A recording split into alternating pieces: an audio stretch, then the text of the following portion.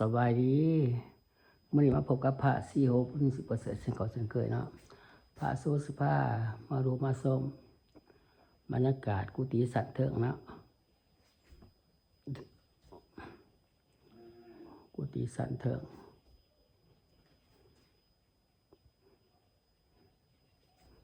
พามาดูมาส้มบรรยากาศกุฏิสัตว์เถิง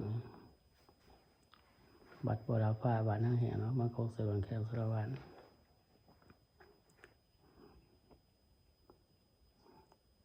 ได้เอาภาพบรรยากาศมาให้ดูให้ชมให้ FC ลาวไทยต่างประเทศเขาดูเข้าชมช่อง YouTube ของพระสีโหบุญมี 10% เด้อกดไลค์กดแชร์เนาะกดติดตามเนาะเป็นกำลังใจพระสีโหบุญมี 10% เนาะ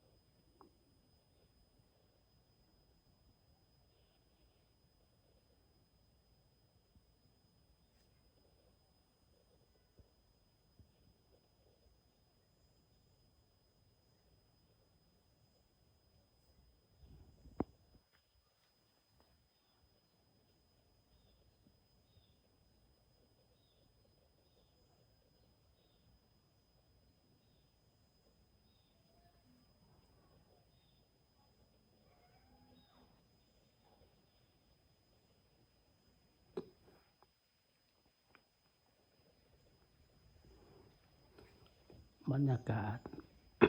แบบกุฏิเนาะสันเถิงมาให้ดูให้ชมให้ FC ลาวไทยต่างประเทศเขาดูเข้าชมช่อง YouTube ของพระสีโหบุญมี 10% เด้อกดไลค์กดแชร์เนาะกดติดตามเด้อเป็นกำลังใจพระสีโหบุญมี 10% เด้อ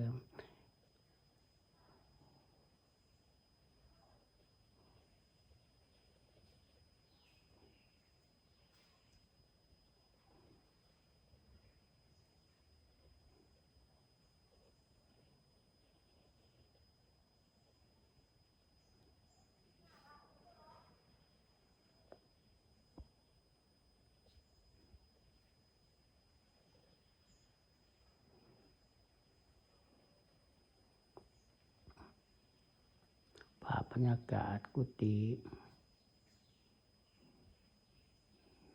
สันเทิงเนาะเลยเอาภาพบรรยากาศมาให้ดูให้ชมให้ FC ลาวไทยต่างประเทศเขาดูเข้าชมช่อง YouTube ของปะซีโอบนมี 10% เด้อกดไลค์กดแชร์เนาะกดติดตามแน่เด้อคลิปนี้ก็พาสุขลาไปก่อนบ๊ายบาย